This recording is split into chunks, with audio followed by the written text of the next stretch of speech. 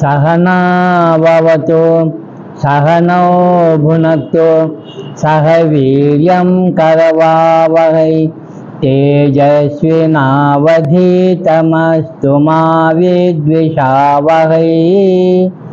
ओम शांति शांति शांति।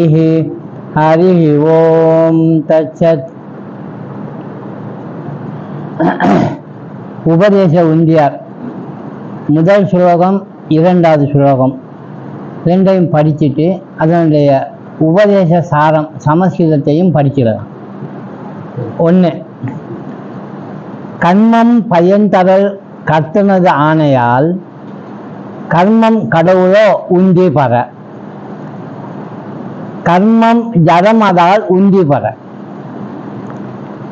வினையின் விளைவு வெளிவுற்று வித்தாய் வினைகடல் வீழ்ந்திடும் உந்தி பெற, வீடு தரலிலை உந்தி பெற. இது 2வது ஸ்லோகம். உபதேச சாரத்துல இதையே ரமணர் சமஸ்கிருதத்துல கம்போஸ் பண்ணியிருக்கார். இதே கருத்தை ஹரிவராசனம்னு ஒரு பாட்டு இருக்கா, அந்த ராகத்துல கோபிகா கீதம் ராகமும் அதே தான். அந்த மெட்டில் இந்த சமஸ்கிருதத்தை இப்போ பாடுவோம் 2 ஸ்லோகத்தில் மட்டும்.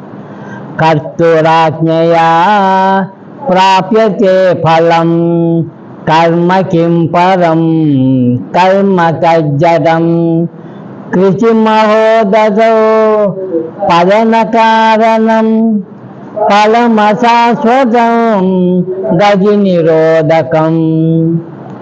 இந்த மாதிரி நாம் கடைசி வரைக்கும் பாடிட்டே போகலாம். மொத்தம் எத்தனை இருக்குது? அவ்வளவுதான். 30 ஸ்லோகமும் பஜகோவிந்தம் மாதிரி இதே ராகத்தில் நீங்கள் வீட்டில் கூட அதை படித்து பார்த்துக்கணும். இப்போ நம்ம என்ன சொல்கிறோம்னா, நம்ம நிறைய வேலை செய்கிறோம், ஆனால் ஏன் வேலை செய்கிறோம்னு நமக்கு தெரியாது. இல்லை ஒரு வேலை செய்யுமோ, நம்ம ஏன் வேலை செய்கிறோம்? வேலை செய்கிறதுங்கிறதுக்கு பேர் கர்மம் செய்கிறோம் அப்படின்னு சொல்கிறோம். கர்மம் செஞ்சால், அதாவது வேலை செஞ்சால் என்ன கிடைக்கும்? பலன்னா வேலை செய்யறதே நீங்கள் பிரிச்சிருக்கீங்க. உடனே பாவம் இது புண்ணியம் இதுன்னு வேலை உங்களுக்கு வேலை ஏன் செய்கிறீங்கன்னால ஃபஸ்ட்டு அந்த பயனை மனசில் வச்சு தான் வேலையை செய்கிறீங்க. வேலை செய்யறதுனால பலன் வரல, இந்த பலனுக்காக நான் வேலை செய்கிறேன். இதான் நம்மகிட்ட இருக்கக்கூடியது. வேலை யார் செய்கிறா? நாம செய்கிறோம். அப்போ கர்மம் நாம செய்கிறோம். கர்மம் நாம செஞ்சோம்னா அந்த பலன் நிற்கும். அந்த பலன் நமக்கு சேர்றதுக்கு அதுவே தானா வந்துடுமா, இல்லை வேற யாராவது கொடுப்பாங்களா? திரும்ப நாம தானே வேலை செஞ்சோம். நாம மாவை வாங்கி தோசை சுட்டோம், சுட்டது அங்கே இருக்குது. இன்னொருத்தர் தான் கொடுக்கணும்னு இருக்கா, நம்மளே எடுத்து சாப்பிடலாம்ல. இல்லை நம்ம எடுக்கக்கூடாது வரட்டும் அப்படின்னு காத்துட்டு போமா. கர்மம் செய்தாச்சு, பலன் தான் கை முன்னால நிற்குது. அது தராதா நமக்கு? இதுதான் ரமணனுடைய கேள்வி. தருமா தராதா? வேலை நாம தான் செஞ்சோம்.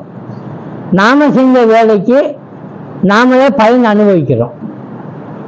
அது அந்த கர்மமே நமக்கு தரும் அப்படின்னு நம்ம நினைக்கிறோம். அப்படி தந்துதுன்னு வையுங்க, எத்தனை வேலை செய்திருப்பீங்க, அத்தனை வேலையுடைய பலனும் அது தந்துட்டே வந்துச்சுன்னா நீங்க என்ன பண்ணிட்டே இருக்கணும்? அந்த பலனை அனுபவிச்சுட்டே இருக்கணும். ஆனா நமக்கு என்ன ஆகுது? ஏதோ அனுபவிக்கணும்னு ஆசை வருது. ஐயோ இந்த பலன் எனக்கு அனுபவிக்கிறதுனா கஷ்டமா இருக்குது அப்படிங்கிறோம். அப்போ அதுவா வந்துச்சுன்னா நமக்கு பிடிக்கலை. அப்போ உனக்கு எப்போ எது வேணும்? இந்த கர்மத்துக்கு இந்த பலன் இப்போ தரவா அப்புறம் தரவா அப்படின்னு நாம சூஸ் பண்ணுறதா, இல்லை யார் கையிலையாவது கொடுக்கறதா? அது ஏன் பகவான் தன் கையில் வச்சு கொண்டா தெரியுமா? இந்த பகுதியை மட்டும் ஆண்டவன் நாம செய்த வேலையுடைய பலனை நீ நினைச்ச மாதிரிலாம் தர மாட்டேன். எப்போ நான் தருவேனோ அப்போ தான் நீ வாங்கிக்கணும். அது எதை தருவேனோ அதை தான் வாங்கிக்கணும். இப்ப அந்த பலனை கொடுன்னு கேட்கக்கூடாது அப்படின்னு சொல்றாருங்க.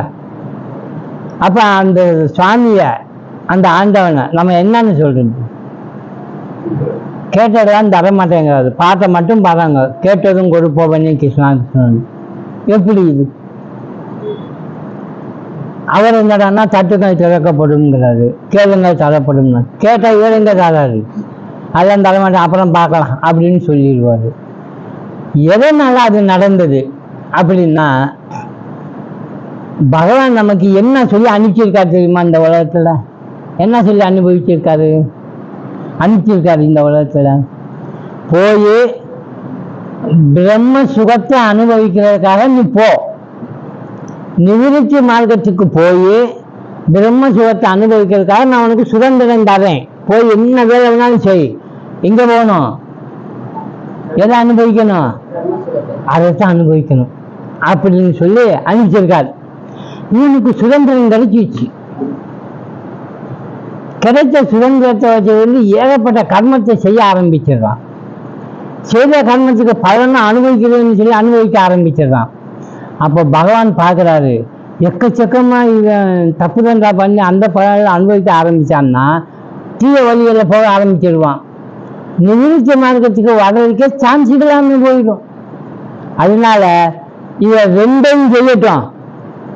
எதை பாருங்க, கர்மம் என்ன செய்யும்னா, நல்லது செஞ்சா நல்லது தரும், தீயது செய்தால் தீயதும் தரும். அவர் கையில ஒப்படைச்சனால, அவர் வாங்கி கொண்டனால என்ன பண்றாரு தெரியுமா? தீயது எல்லாம் வச்சு கொண்டாலும் கூட தன்னுடைய கருணையினால நல்லது செய்வதற்கு பாருங்க, அது கொஞ்சம் கொஞ்சமா குடிச்சு அந்த தீயதை அப்படியே மங்க வச்சிரலாம் பண்ணிடுவார். நம்மளால அது செய்ய முடியுமா? அதனால ரெண்டாவது சுலகத்தை, கர்மம் என்பது தீவினை நல்வினை ரெண்டும். ஆனா ரெண்டுடைய பலனும் அதை அனுபவிச்சு தீர்த்துத்தான் ஆகணும். கர்மமே உனக்கு பலன் தந்து நீ அனுபவிக்கிறேன்னு சொல்லி ஒத்துக்கொண்டேன்னா உனக்கு ஒரு சுழற்சி இருக்கு. அது என்ன சுழற்சின்னா, அதுல இருந்து மீண்டு வர முடியாத மாதிரி. ஆனா பகவான் வந்து மீண்டு வர்ற மாதிரி செய்யறாராமா. அதனாலதான் இங்க என்ன சொல்றாரு, கர்மம் வந்து எல்லாம் செஞ்சிடும்னு நினைச்சு கடவுள் மாதிரி நினைச்சிடாத அப்படின்னு முதல் அடியிலேயே ஒரு அடி. கர்மம் கிம் கர்ம பரம் அப்படின்னு கேள்வி கேட்கிறார். கர்ம கிம் பரம், பரம் என்ன? கடவுள். கர்மம் என்ன பரமா? இல்லை. ஏன் இல்லை அப்படின்னு சொன்னா, பரம் என்பது சைத்தன்யம், சேதனம் தானே, சுயம் பிரகாசம். கர்மம் சுயமா செய்யாது, ஜடம் அது. அதனால கர்மம் தத் ஜடம் அப்படின்றார். அதனாலதான் இங்க கர்மம் கடவுளும் கிடையாது, அது ஜடம்.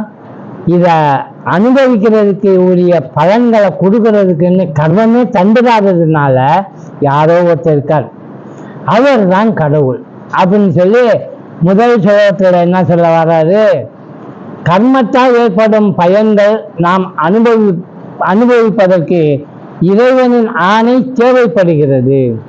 இது எப்படி உதாரணம் சொல்லலாம்? உங்க காசு தான் பேங்க்ல வச்சிருக்கீங்க, நிறைய டெபாசிட் தான் பண்ணி வச்சிருக்கீங்க. யாருடைய பணம்? நீங்க சம்பாதிச்சது வச்சிருக்கீங்க, அது பலன் தரக்கூடியது. இப்ப அந்த பலன் நீங்க அனுபவிக்கணும் அப்படின்னா போனதும் பேங்க்காரன் பணம் தந்துட மாட்டான். செக்கை எழுதி கொடுத்துருக்கேன் புது பணம்னா யார் தருவா பணம்? என்ன செய்தா பணம் கிடைக்கும்? யார் போடணும்? அங்க ஒரு சேங்ஷன் பண்ணணுமா, அவர் சேங்ஷன் பண்ணி கையெழுத்து போட்டாதான் சரி கொடுக்கலாம்னு சொல்லி காசு தருவார். அது மாதிரி இங்க நீ செய்கிற கர்மமெல்லாம் தொகுத்து நல்லதும் தீயதுமா தொகுத்து செய்து அதோட பலன்கள் எல்லாம் ஒருத்தருடைய கையில் இருக்கு. இப்ப அவரு எப்போ எது எது கையெழுத்து போட்டு கொடுக்கலாம் இவனுக்கு அப்படின்னு ஆராய்ச்சி பண்றது அவர் தான். அதனால்தான் நீங்க நினைச்சாலும் நினைக்கலைன்னாலும் மாற்றணும்னாலும் முடியவே முடியாது. இது பவுண்டரின்னு ஆகி போச்சு. ஆனா உங்களுக்கு ஒரு உரிமை இருக்கு. என்ன? எந்த வித கர்மம் கூட நீங்க செய்யலாம், எதை வேணாலும் செய்யலாம். அதை சொன்னார். கர்மம் தன் செயலால் பயனை ஈனும். தான் செய்கிற காரியத்துக்கு பலன் தருது. ஆனால் கர்மமே அச்செயலை செய்பவனிடம் அந்த பயனை கொண்டு சேர்க்காது, தராது. ஏன்னா கர்மத்துக்கு சுய இயக்கமே கிடையாது. சுய இயக்கம் இருந்தால் என்ன ஆகும்? வேலை சுய இயக்கம் இருந்தால் உன்னீங்க செய்த போடாண்டு கூட போயிடும். அப்படி இல்லை, சுய இயக்கமே கிடையாது. அது ஜடம். ஜடத்தால் சிந்தித்து தக்க பலனை தக்க நேரத்தில் தக்க அளவோடு தரும் சுய அறிவு அற்றது. ஆனா இங்க ஆண்டவன் அப்படி இல்லை. அவன் இதுக்கு பேர் தாங்க அருள் பெரும் கருணை. ஆண்டவனை ஏன் கருணைக்காரன் சொல்றோம்னா, நாம எவ்வளவு பெரிய தப்பு பண்ணியிருந்தாலும் கூட பண்ணு, ஆனா அளவா நான் எப்ப என்ன செய்யணும் அதை மட்டும் அனுபவிக்கணும். அதனாலதான் நம்ம புலம்பரம் செய்ய நேரம் என்னென்னலாம் புண்ணிய காரியம் செஞ்சேன், எவ்வளவு நல்லதெல்லாம் செஞ்சேன், ஆனா கடைசி வரைக்கும் நான் என்ன பண்ணிட்டு இருக்கேன்? கஷ்டப்பட்டுட்டே இருக்கேன். புலம்பரமா ஆண்டவன் ஏன் இப்படி சோதிக்கிறாரு? அது காரணமெல்லாம் கேட்கிறோம். எத்தனையோ நல்லது பண்ணியிருக்கோம்ல, அதனுடைய பலன் ஏன் வரல? ஏன் பகவான் தரல? அதுக்கு பதிலாக என்ன தந்துட்டு இருக்காரு? சோதனை, வேதனை, கஷ்டப்படு. அப்போ இந்த விதம் முதல்ல கொடுக்குறாரு, இதை சாப்பிடுங்க. டாக்டர்கிட்ட ஒரு பேஷண்ட் போயிட்டா அவர் ரத்து சிறப்பு தருவான்னு நினைக்க முடியாது. அவர் தர ஒவ்வொரு டேப்லெட்டும் நெல்லிக்காக கூட இருக்கும் பெருசார் விழுந்தா விழுந்தால் கொஞ்சம் நாட்டில் பட்டுச்சுன்னா போதும், அவ்வளோ கசப்பு. ஆனால் வேற வழி இல்லை, எதை முன்னிட்டு அது சாப்பிட்டு ஆகணும். ஏன்னா நம்முடைய நன்மைக்கு தான். அதனால இப்போ இவர் கொடுக்குற பேசாம அனுபவி அப்படிங்கிறார். அதனாலதான் சுய அறிவு கொண்ட ஒரு ஆண்டவன் தேவைப்படுது. கர்மமானது தன் செயலால் பயனை தந்து நம்மை சந்தோஷிக்க செய்வது போல தோன்றியதால் அதனை கடவுளாக தவறாக கருத நேரிடுகிறது. நமக்கு கடவுளை பற்றி தெரியாது, ஆனா நாம செஞ்ச கர்மத்தினால வேண்டா நாம இப்ப சந்தோஷமா இருக்கோம் அப்படின்னு நமக்கு நினைக்க வைக்குது. எது வேலை பாருங்க, ஒவ்வொருத்தரும் அப்படிதான் நினைக்கிறான். நிறைய சந்தோஷம் அவனுக்கு வருது அப்படின்னா, நானே செஞ்சேன், நான் செஞ்ச கர்மதான் எனக்கு அது கிடைச்சது, நான் இப்படி செஞ்சனாலதான் அது கிடைச்சதுன்னா, நீ அது செஞ்சனால்தான் கிடைக்காம இருந்திருக்கும். அதை உங்களுக்கு சொல்ல முடியாது. ஏன்னா அங்கே பெருக்காது ஆட்டி படைக்கிறதுக்கு. அதனாலதான் கர்மமானது கடவுள் ஆகாது, காட்டும், கடவுள் மாதிரி தன்னை காட்டும். இதுதான் மாயைன்னு சொல்றது. ஒப்புதலற்ற உறுதியை பலப்படுத்துவது சாதகனின் தலையாய முக்கிய கடமை. இந்த விஷயத்தை நம்ம தெரிந்து கொண்டு இதை பலப்படுத்தணும். நம்ம என்ன கர்மம் செய்தாலும் அது தேவையான அளவு அனுபவிக்கிறது அனுபவிக்காம இருக்கிறதுக்கும் அதன் செய்கிற மாதிரி செய்வோங்கிறப்போ நமக்கு அடுத்த ஸ்டெப் என்ன தெரியுமா? தன்னை அவர்கிட்ட ஒப்படைக்கிறது. நான் வேலை செஞ்சுட்டே இருக்கேன், அது என்னென்ன வருமோ அதெல்லாம் நீ வச்சுக்கோ, எப்பப்போ எனக்கு எது தேவையோ அப்பப்போ நீ அது கொடு அப்படிங்கிற சம்மதத்தை நம்ம காட்டணும். அது காட்டாதவங்க தான் என்ன செய்யறாங்க? புலம்புறாங்க. ஆண்டவனால் ஜீவனுக்கு கர்மம் செய்ய சுதந்திரம் தடைப்பட்டிருக்கிறது. அதுக்கு பேரு தத் சுதந்திரம். உங்களுக்கு அந்த சுதந்திரம் கொடுத்தாச்சு, செய்யுங்க. சுவாத்ம பிரியத்தால் ஆன்மாவிலேயே நிஷ்டை ஊற்றிருப்பதற்காக கொடுத்திருக்காரு. இந்த கர்மமெல்லாம் செஞ்சு உன்னுடைய ஆன்மா நிஷ்டையில இருந்து சந்தோஷமா இரு அப்படின்னு கொடுத்திருக்காரு. இப்படி யாராவது ஈடுபட்டாங்கன்னா வரவேற்கப்படும். ஆனா இந்த சுதந்திரத்தை ஜீவனானவன் என்ன பண்ற, நாம கர்மத்தை பிரவிருத்திக்காக உபயோகிப்பானாயின், பிரவிருத்தின்னா உலக விஷயங்களுக்காக நிவிருத்தி மார்க்கமான இறைவனை சம்பந்தப்படுத்தி செய்கிற கர்மங்கள் எல்லாம் விட்டு உலக விஷயங்களை செலுத்த ஆரம்பிச்சுட்டான்னா கர்மங்களின் பலன்கள் அவன் பந்தப்படுவான். இப்போ பந்தமாகுது இல்லை, நம்ம எவ்வளோ வேலை செஞ்சு அதில் இஷ்டப்படுறோமோ அதெல்லாம் நமக்கு பந்தப்படும்.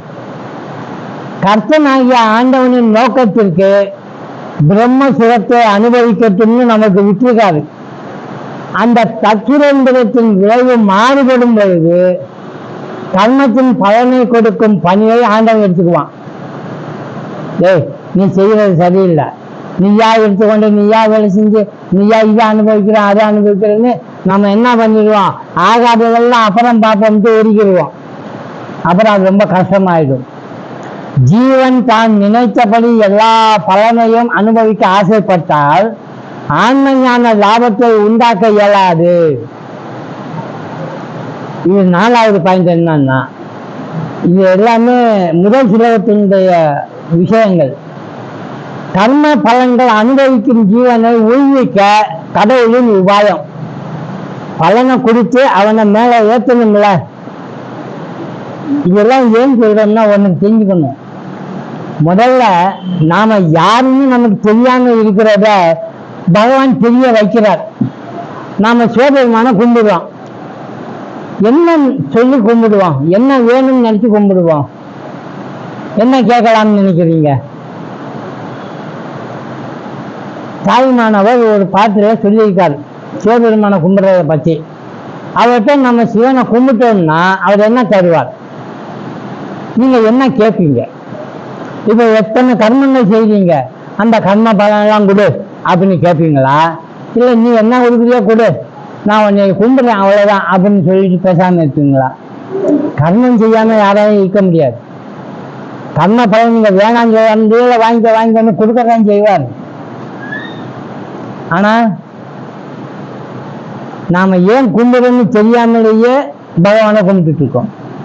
இன்னைக்கு ஒரு கேள்வி கேட்டார், சாமி பக்தியை ரொம்ப இன்னும் முன்னேற்றப்படுத்தி பக்தியை ரொம்ப மேம்பாடா செய்யணும்னா என்ன பண்றது அப்படின்னு கேட்டாங்க. நான் ஒரே ஒரு கேள்வி கேட்டேன், மேம்படுத்துறதெல்லாம் இருக்கட்டும், இங்க பக்தின்னு என்னமோ சொல்றீங்களே அப்படின்னா என்னன்னு சொல்லி அப்படின்னா முடிக்கிறாங்க. அவங்க பக்தினா என்னன்னு, ஆண்டவனை கும்பிடுறதுதான் அப்படின்னா. உங்க அம்மா பக்கத்துல உட்காந்துருக்காங்க, அம்மா அப்படின்னு என்னப்பா அப்படிங்கிறாங்க, நமஸ்காரம் நமஸ்காரம்மான்னு. ஆண்டவன்கிட்ட போறீங்க, ஆண்டவான்னா என்னப்பான்னு கேட்டாரா? நீங்க கும்பிடுவீங்க, அது பதில் கும்பிட்டுதா? அது எப்படி பக்தி செய்ய முடியும்? விஷயம் தெரிஞ்ச ஒரு அம்மா அனுபவத்தை தர்றாங்க, உணர்வை தர்றாங்க, உங்களுக்கு அன்பு வருது, பாசம் வருது. யாருமே தெரியாது, எங்கேயோ இருக்காது, இல்லையா கல்லை காட்டுறாங்க, இதுதான் சாமிங்கிறாங்க. எப்படி அந்த உணர்வு வரும்? சாமி கும்பிடுறோம்னு ஏன் சொல்றீங்க? அப்ப எப்ப சாமி கும்பிடுறது? அப்ப சாமி கும்பிடுறதுன்னா என்ன? ஆண்டவங்கிட்ட போய் சாமின்னு கேட்டு என்ன கேட்பீங்க? இந்த உலகத்துல ராமகிருஷ்ண பரமஹம்சர் ஒரு விஷயம் சொன்னாரு. என்னன்னா, இந்த உலகத்துல உள்ளவங்க எல்லாருமே தெளிவா இருக்கிறவங்களா சொல்லுங்க? தெளிவா அறிவா இருக்கிறவங்க தான் எல்லாருமே இல்லையா? தெளிவா இருக்காங்களா இல்லையா? இருக்காங்களா? நான் இல்லைன்னு நினைச்சிட்டு இருக்கேன். ராமகிருஷ்ணன் சொல்றாரு, உலகத்துல யாருமே தெளிவா இல்லை, பின்ன என்னவா இருக்காங்க? பைத்தியமா இருக்காங்க. எல்லாரும் பைத்தியமா தான் இருக்காங்க. ஆமாவா இல்லையா? எப்படி ஆமான்னு சொன்னீங்க திடீர்னு?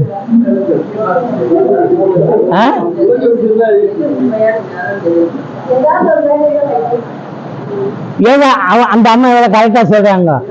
ஏதாவது வேலையில பைத்தியம். யார் யாருக்கு எது எதுல பைத்தியம்னு தெரியுமா? உண்மையிலே பைத்தியம் தான்மா. ஒருத்தர் ரோட்டில போனா பைத்தியம் தான் தானா பேசிட்டு போவான். ஒருத்தர் ரோட்டில போறவ திடீர்னு செய்ய அப்படிங்கிறான், திடீர்னு அப்படியோ அப்படிங்கிறான். யார்கிட்ட பேசுறதுன்னு தெரியல. அப்புறம் பெரிய காதுக்குள்ள மாட்டிருக்கிறேன், யாருக்கே பேசிட்டு போறான். பாட்டு வைக்க எப்படி தெரியுது? பைத்தியமா. ஏன் அப்படின்னா எந்த ஒரு ஃபீல்டு எடுத்தாலும் அந்த ஃபீல்டில் அவனுக்கு இன்ட்ரெஸ்ட் ஆகிடுச்சுன்னா அவன் பைத்தியம் அதில். மற்ற விஷயங்கள்ல என்ன பண்ணுவான், அனாவசியமாக விட்டுருவான். எந்த விஷயத்தை ரொம்ப எடுத்துக்குவான், எது அவனுக்கு ரொம்ப பிடிக்குதோ அந்த விஷயத்துல நாட்டம் ஜாஸ்தி தந்தா அதில் என்ன மாதிரி மாறுற வரைக்கும் அது பிடிக்கும். அது வெற்றி பெறணும்னா அந்த ஃபீல்டில் அது என்ன ஆகணும், இன்வால்வ் ஆகணும், மாஸ்டர் ஆகணுங்கிறதுக்கு இன்னொரு வார்த்தை என்ன தெரியுமா, ஐக்கியம், சிரத்தை. அதுக்கெல்லாம் இன்னொரு வார்த்தை என்ன தெரியுமா, இப்பதானுங்க சொன்னேன். அந்த ஃபீல்டுல அந்த பொருளாக பைத்தியம் ஆகணும். அதுதான் உண்மை. பித்து பிடிச்சு அலையணும். என்னடா இவன் இதுல பித்து பிடிச்சு அலையிறாங்க அப்படின்னு. ஏன் என்ன ஆயிட்டான், அதுல இந்த அம்மா சொன்ன மாதிரி ஐக்கியம், அவங்க சொன்ன மாதிரி இன்வால்மெண்ட், அவங்க சொன்ன மாதிரி ரொம்ப அதுவும் நேசிப்பு எல்லாம். அது வேற ஒண்ணு வேண்டாம்னா அவனுக்கு என்ன ஆகுது, இந்த மாதிரி பைத்தியமா இருக்கிற ஆள் ஒருத்தர் இருக்கார். அவர் தான் சிவன். நாம இப்ப சிவனை கும்பிட போனோம்னா நம்ம என்ன ஆகும், அப்படிதான் ஆகும். ஆமா, அவரே ஒரு பைத்தியம். பைத்தியத்தை நீங்க பார்க்க போனோம்னா நீங்க அவர் மாதிரி ஆனாதான் பார்க்க முடியும். அதாவது நான் உன்னை சாமி நினைச்சு சாமி கும்பிட வந்தேன், நீ என்னடா மக்கள் எல்லாம் வச்சு வந்து என்ன பைத்தியம்னு பேச வச்சுட்ட அப்படின்னு கேட்கிறார். எந்த பாட்டுல, அத்தனின்ற நின்னையே பக்தி செய்து பணுவலால் பீத்தனென்று பேசவே வைத்ததென்ன வாரமே. அத்தனின்ற நின்னையே பக்தி செய்து பண்ணுவலால், உன்னை அம்மான்னு நினைச்சு அப்பான்னு நினைச்சு உன்னை பக்தி செஞ்சு நான் வந்தேன் பாடிட்டு, நீ என்ன செஞ்ச, பித்தன் என்று பேசவே வைத்தது என்ன வாடுமே. எல்லாரும் என்ன பித்தன்னு பேச வச்சுட்டாங்க. ஏன் பித்தன் ஆனா, உலக விஷயங்கள் எதுவுமே அவனுக்கு வேணாம், இவன் ஒருத்தன் தான் வேணும். அதனால தான் இங்க சொன்னாரு, உலக விஷயங்கள்ல இருந்து ஃபுல்லா விளைகிறணும். பகவான் இதுக்காக வச்சாரு. நீ என்னவே நினைச்சு உலக விஷயங்களை விட்டுட்டு வர்றதுக்கு, பிரம்ம சுகத்தை அனுபவிப்பதற்காக நீ போயிருக்க. கர்ணன் எதுக்கு செய்யல, சுதந்திரம் எதுக்கு கொடுத்திருக்கேன், பிரம்ம சுகத்தை அனுபவிக்கணும். புதவிற்சிக்கு போயிடக்கூடாது. நிவர்த்தி மார்க்கத்துல வந்து என்னைய பார்க்கறதுக்காக நீ வரணும். வந்தா என்கிட்ட நீ எதை எதிர்பார்த்த, நிவர்த்தி மார்க்கத்துல இருக்கக்கூடிய அந்த பிரம்ம சுகத்தை தான் எதிர்பார்த்த. அது உனக்கு நான் தரணும்னா எது தந்தா உனக்கு அந்த சுகம் கிடைக்கும் சொல்லுங்க. என்ன பகவான் நமக்கு கொடுத்தா அந்த சுகம் நம்ம அனுபவிப்போம்.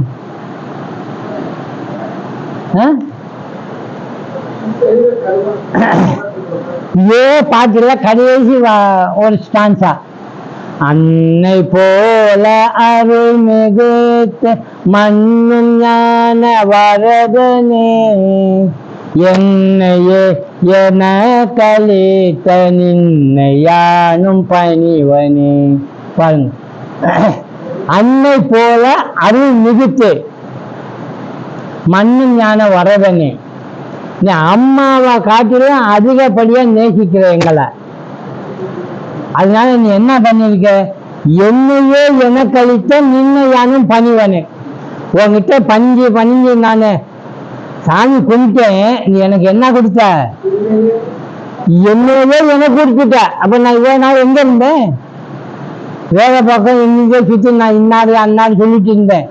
உன்னை கும்பிட எனக்கு என்ன தெரிஞ்சுது, நான் யாருன்னு எனக்கு தெரிஞ்சது. என்னோட நீ காட்டி கொடுத்துட்ட, நீ இதான்டான்னு. அப்படி காட்டி கொடுத்த உன்னை நான் பணிவன்.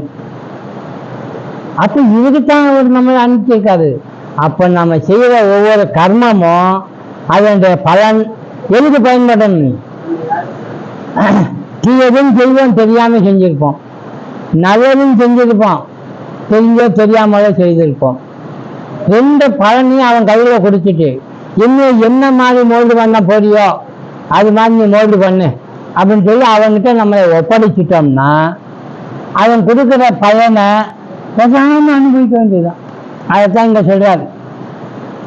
கர்ம பலன்கள் அனுபவிக்கும் ஜீவனுக்கு இவர் தர உபாயம் என்னன்னா, கர்ம பலன்கள் அனுபவிக்க அனுமதிப்பது ஒண்ணு, நீ அனுபவிச்சுக்கோ அப்படின்னு அனுபவிக்கிறது. அப்படி அனுமதிச்சா நல்லதா? என்ன கர்மம் செஞ்சாலும் அதோட பலனை அனுபவிச்சுக்கோ அப்படின்னு அனுமதிக்கிறது பயம். அனுமதிச்சா தப்பு, நாம தப்பு தப்பா ஆயிடுவோம். ரெண்டு, இன்னொரு உபாயம் என்னன்னா, அந்த கர்ம பலன்கள் ஜீவனை சீரழித்து விடும் என்று அறிந்து அனுபவிக்க விடாது நிறுத்தி வைப்பது. அதை அனுபவிக்கிறதுக்கு சரின்னு விட்டுட்டோம்னா அந்த பலன் இவன் அனுபவிக்க என்ன பண்ணிடுவான்? சீரழிஞ்சு போயிடுவான். அதனால என்ன செய்வான்? அனுபவிக்க விடாம நிறுத்தி வச்சிருவாரு. அப்ப நம்ம செய்வோம், பலன் இருக்கு ஆனா தர மாட்டோம். ஒருவேளை அது எஸ்பி அக்கௌண்ட்ல இருந்து பிக்சட் டெபாசிட்க்கு போட்டான்னு போட்டிருப்பார். அந்த மாதிரி ஜீவன் தனது சத்துரந்தரத்தை கர்ம பிரவிற்த்தி மார்க்கத்தை உபயோகிப்பது வீண் அப்படின்னு அவன் தெரிஞ்சுக்கணும். நிவிருத்தி மார்க்கமாகிய ஞான நிஷ்டையில அந்த சுதந்திரத்தை உபயோகிப்பது புருஷார்த்தம் அப்படின்னு தெரிஞ்சுக்கணும். அந்த தெரிகிற வரைக்கும் பிறவிதோறும் பிராரப்த பகுதியாக பலன் தருமாறு நியமிக்கிறார். இப்ப நீங்க ஒரு பிறவி எடுத்து வந்தாச்சா, இது உண்மையிலே ஒரு பயங்கரமான ரகசியம், நமக்கு தெரியாம இருக்கு. இப்ப நீங்க பிறவி எடுத்து வந்திருக்கீங்க மட்டும்தான் தெரியும். என்னென்ன அனுபவிக்க போறீங்க, என்னென்ன கஷ்ட நஷ்டங்கள் வரும், அது வந்து தப்பிக்கணுமா இல்லை அனுபவிச்சு தீர்க்கணுமா அப்படிங்கிறதெல்லாம் நமக்கு தெரியாது.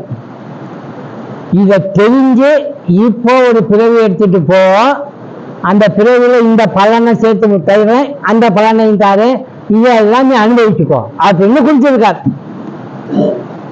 உலகத்துல வாழ்றதுக்கு நம்ம கையில காசு இருக்காது, எல்லா பணமும் பேங்க்ல தான் இருக்கும். மார்க்கெட்டுக்கு போய் ரவுண்ட் அடிச்சு சுத்தணும்னா உங்க கையில பணம் வேணும்ல, அப்ப என்ன பண்றது?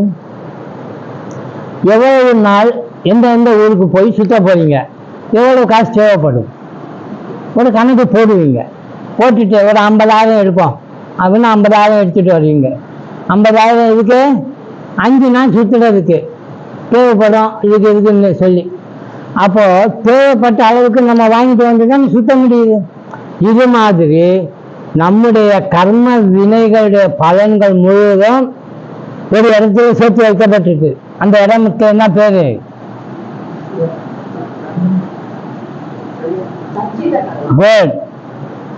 ஸ்டூடெண்ட்ஸ்ல அப்படி அலர்ட்டா இருக்கணும். நம்முடைய கர்ம வினைகளுடைய பலன் எல்லாம் ஒரு இடத்துல சேர்த்து நாம தான் வச்சிருக்கோம். கர்ம மூட்டையும்பாங்க அதுக்கு. பலன்களோட, கர்மம்னா செயலும் பலன் சேர்ந்த கர்மம்னு பேரு. சஞ்சிதம் அப்படின்னா இது வரைக்கும் செய்வது முழு அதுல இருக்கு. இனிமே நீங்க செய்ய போறதுன்னு ஏதாவது நினைச்சீங்கன்னா நினைச்ச உடனே அது அங்க போய் சேர்ந்துடும். ஆமா, ஏன்னா நான் 50,000 தான் பிக்சட் டெபாசிட் போட்டேன், காசு எனக்கு வித்ட்ரா பண்ணுங்கன்னா அவன் 80,000 கொடுக்குறாரு. ஏன் 50,000 போட்டேன்? பாத்தீங்களா? அப்ப வட்டிங்கிறது ஆகாமின்னு நல்லா தெரியுது. ஆக நாம வந்தோம் கொஞ்சத்தை கொண்டுட்டு செலவு பண்ணுவோம்னு, செலவு தான் நான் பண்ணணும். பேங்க்ல நம்முடைய எய்ம் என்னன்னா, பேங்க்ல இருக்கிற பணம் முழுவதும் காணாம பண்றது. பேங்க்ல இருக்கிற பணம் எது? சஞ்சித கர்மங்கள். ஒரு கர்மம் இதெல்லாம் சிந்து போச்சுன்னா நம்ம என்ன ஆகும்? அவ்வளவுதான், நம்ம வேலை முடிஞ்சு போச்சு. நம்ம எங்க போகணுமோ அங்க போயிடுவோம், சந்தோஷமா இருக்கும். அது போக முடியாம தான் நான் உட்காந்துட்டு கஷ்டப்பட்டு இருக்கோம். வேலை செஞ்சு வேலை செய்யறதுங்கிறதே ஒரு அடிமை. இன்னொரு வார்த்தை சொல்றாங்க நமக்கு நியாயமா. என்ன வார்த்தை தெரியுமா? உன் கடமை தாது அப்படின்னு. கடமைனால என்ன அர்த்தம் தெரியுமா? என்னது? அடிமைன்னு அர்த்தம். கடமை என்ற பேர்ல நம்ம செய்வே ஆக்கணும்னா நம்ம எல்லா வேலையிலிருந்து விடுதலை பெறணும். அதுதான் இங்க செய்யக்கூடியது. அதனாலதான் சஞ்சீவத்திலிருந்து கொஞ்சம் பலனை அவர் எடுத்து நீங்க நினைச்ச மாதிரி தர முடியாது. நீங்க நினைச்ச மாதிரி தான் சொன்னா பண்ண வேண்டி வரும் தெரியுமா பகவானு. நல்லதா கேட்பீங்க, இதெல்லாம் முடியும் நம்ம அனுப்பிச்சுட்டு வாரு அப்படின்னா சஞ்சீவத்தில் கல்வியில் என்ன இருக்கும்? தீவினைகளுடைய பலனா இருக்கும். அதை எடுத்துட்டு வந்து அனுபவிச்சா எப்படி இருக்கும் தெரியுமா? ஒரு பிறவியில் எப்படி இருக்கும்? பிறந்ததுலேருந்து சாகிற வரைக்கும் சந்தேகமே இருக்காது அவன்கிட்ட. என்னவா இருக்கும்? இருந்துட்டு இருப்பான், நடக்க முடியாது, வயிற்று வலியா இருக்கும். என்னடா ஒரு மனுஷன் இப்படி இருக்கான்னா, இப்போ நான் நல்லதெல்லாம் அனுபவிச்சு முடிச்சுட்டேன், இப்போ இருக்கிறது இந்த மாதிரி தான், அதை தான் எடுத்துட்டு வந்து இப்போ அனுபவிக்குவேன், அப்படி ஆகிடும். அதனாலதான் வாழ்க்கை என்பது மேடும் பள்ளமும். வாழ்க்கை என்பது நல்லதும் கெட்டதும் சேர்ந்து கலந்தது, துக்கமும் சுகமும் கலந்தது. அது கொஞ்சம் இது கொஞ்சம். தயிர் சாதம் நல்லா தான் இருக்கு. தயிர் சாதம் சாப்பிட்டு மேற்கொண்டு சாப்பிடணும்னா ஒரு வேலை செய்யணும். ஒரு மிளகாய கடிக்கணும். ஐயோ அப்பா, மிளகாயுடைய காரம் போகிறதுக்காக 4 வாய் சாப்பிடுவான். புரியுதா? இதுக்குத்தான் இந்த பலன். ரெண்டையும் சேர்த்து தராது. இது கொஞ்சம் அது கொஞ்சம். ஒன்னே மட்டும் முடிச்சா அது தப்பாயிடும். அதுதான் இங்க சொன்னார். கர்மங்களுக்கு பலன் தருவது பொது நியதின்னு ஒண்ணு இருக்கு. அது என்னன்னா, கர்மம் இருந்தால் அது பலன் தரணும், அது நான் அனுபவிச்சு ஆகணும். இதான் பொது நியதி. யாரும் தடுக்க கூடாது. தடுக்கிறது நீ யாரு? ஏன் கர்மம் ஏன் பலன் அப்படி சொல்ல முடியும். இதுதான் பொது நியதி. ஆனா அந்த பலன்களை தடுப்பதற்கோ கொடுப்பதற்கோ எல்லாம் வல்லமை உடையவன் அந்த பகவான். இந்த வல்லமை அவன் ஏன் வச்சிருக்காங்கன்னா நம்முடைய நன்மைக்கு தான். சப்போஸ் அப்படியே எனக்கு தெரியாது, என்னமோ பண்ணிக்கப்போ அப்படின்னு விட்டுருந்தா என்ன ஆயிருக்கும்? நம்ம இஷ்டத்துக்கு என்னென்னமோ பண்ணியிருப்போம். அதனாலதான் புத்திசாலியான அர்ஜுனன் ஒரு வார்த்தையை சொன்னாரு, எனக்கு குழப்பமா இருக்குது, ஒண்ணுமே புரிய மாட்டேங்குது, நீ என்னென்னத்தையோ சொல்ற, இங்க நடுவில் வந்து நின்னாச்சு, சண்டை போடணும்னு அங்கேயும் நிக்கிறாங்க, இந்த பக்கமும் நம்ம ஆளுங்க நிக்கிறாங்க, இப்ப நான் சண்டை போடணுமா போடக்கூடாதான்னு எனக்கே தெரியல. போட்டா நல்லதா போடாம இருந்தா நல்லதா அது எனக்கு தெரியல. நல்லது போது சண்டை அப்படின்னு அவர் எடுத்து சொல்றாரு. ஆனா புரியல. எடுத்து சொல்றதெல்லாம் கேட்க கேட்க இவருக்கு என்ன ஆகுதுன்னா தப்பு தப்பா ஆகுது. சுயநலம் இருக்கக்கூடாதுன்னு சொல்றீங்க, மற்றவங்க வாழ்க்கையை கெடுக்கக்கூடாதுன்னு சொல்றீங்க. நாமளே உலகத்தில் இருக்கக்கூடிய இம்மாறலுக்கு காரணமா இருக்கலாமோ? ஒரு இளம் பெண் கல்யாணம் ஆகிருக்கும், அவன் புரிச்சன் வந்திருப்பான் சண்டைக்கு, நான் போய் கொன்னுட்டேன், அந்த பொண்ணுக்கு என்ன ஆகும்? வினவு ஆகிடுவா. ஆசை பசங்கள் விடுமா? அவள் இன்னொருத்தனை கட்டிக்குவா, அவன் வேறு ஜாதிகாரன் தான் இருப்பான். அப்ப என்ன கோளாறாகும்?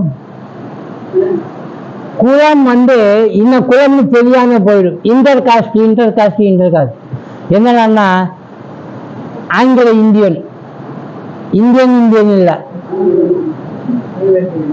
ஆமா, அப்புறம் இன்னொருத்தர் இருக்காங்க கருப்பா ஒருத்தர் நீக்குதோம், அவங்களோட இவங்க சிவப்பா இருக்கவங்க சேர்ந்தா அது எப்படி சொல்றது? இப்படி எல்லாம் கலந்துச்சுன்னா யார் எந்த வழியில வந்தாங்கன்னு சொல்ல முடியாது.